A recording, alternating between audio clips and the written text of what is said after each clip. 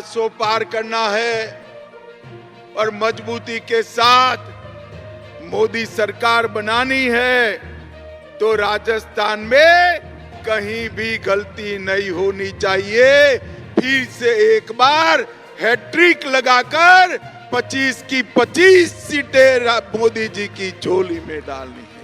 Bharatiya Janata party के प्रधानमंत्री नरेंद्र मोदी के नेतृत्व में स्पष्ट रूप से आत्मविश्वास की बड़ी कमी है। यदि भाजपा खुद पर पूर्ण विश्वास रखती तो क्या वह पार्लियामेंट्री चुनाव के पहले झारखंड के मुख्यमंत्री हेमंत सोरेन, भारत राष्ट्र समिति की कविता और दिल्ली के मुख्यमंत्री अरविंद केजरीवाल को वित्त निदेशालय या केंद्रीय जांच ब्यूरो द्वारा गिरफ्तार करवाएगी? आज की इस वीडियो में हम इन्हीं सभी सवालों के जवाब जानने की कोशिश करेंगे। नमस्कार, आप देख रहे हैं न्यूज और मैं हूं आपके साथ तनु शर्मा। विपक्षी नेताओं पर हमला निश्चित रूप से एक संदेश भेजता है कि मोदी तीसरी लगातार बार प्रधानमंत्री बनने के लिए पूरी तरह से आत्मविश्वासी नहीं है। मोदी और उनके साथियों ने सार्वजनिक रूप से 370 सीटों की जीत और भाजपा के नेतृत्व वाले राष्ट्रीय जनता गठबंधन को 400 सांसदों के साथ सत्ता वापसी की शानदार घोषणा की है, लेकिन वास्तव में वे स्वयं के संदेहों और भय से विचलित हैं। यदि ऐसा न होता तो मोदी शासन को विपक्ष मुक्त चुनाव आयोजित करने के लिए इतना उत्सुक क्यों है? हालांकि मोदी बहुत तेज, अत्यंत बुद्धिमान और एक कट्टर वास्तववादी हैं और वह किसी भी रूप में कल्पनाशील या भ्रांति युक्त दुनिया में नहीं रहते। उन्हें अच्छी तरह पता है कि जनता भाजपा के पक्ष में बिना किसी प्रश्न के वोट नहीं करेगी। वे भाजपा के सबसे ऊंचे और अधिक आकर्षक नेता हैं, लेकिन वे पूरी तरह से जानते हैं कि उनका चेहरा और प्रतिभा भाजपा की जीत के किनारे तक ले जाने के लिए काफी नहीं है। मोदी जानते हैं कि जनता अपने मतदान को सरकार के प्रदर्शन का मूल्यांकन करके करेगी। बेरोजगारी की स्थिति अभी तक के समय के लिए सबसे बड़ी है और आवश्यक वस्तुओं के मूल्य आसमान छू रहे हैं, जिससे जीवन असहनीय बन रहा है।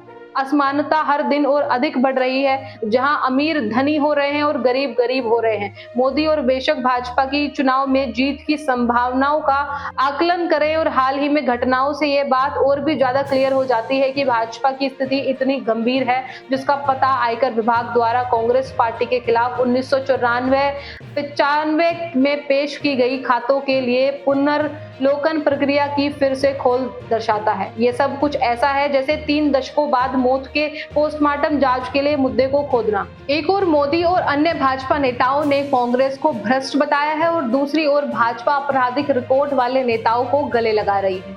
ये सब कार्य विपक्ष के कथन को बल देता है कि सत्ताधारी पार्टी को एक और नाममात्र नेता के लिए राज्यों के चुनावी गणना करने की क्या आवश्यकता है और उनके उम्मीदवारों के लिए क्या खास बदलाव की आवश्यकता है।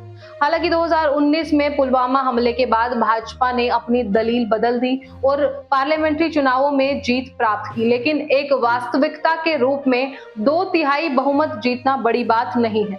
बीजेपी के लिए उत्तरी भारत में जितनी सीटें हैं उससे ज्यादा बढ़ाने का कोई विकल्प उसके पास नहीं है और राज्यों जैसे कि तमिलनाडु, केरल, आंध्र प्रदेश, तेलंगाना और पंजाब में उसकी संगठनात्मक क्षमता नहीं है जो उनकी सीटों को बढ़ाने में मदद कर सके। इससे साफ है कि भाजपा में आत्मविश्वास की कमी, असुरक्षा और संदेह है और जोरदार तरीके से सत्ता को बनाए रखने के लिए वह हर चाल का सहारा ले रही है, जिससे उसका सत्ता से बाहर जाने का खतरा। फिलहाल इस रिपोर्ट में बस इतना ही। मैं तनु शर्मा आपसे विदा लेती हूँ, फिर मिलती हूँ एक नई अपडेट के साथ। तब तक के लिए आप देखते रहिए एयर न्यूज। नमस्कार।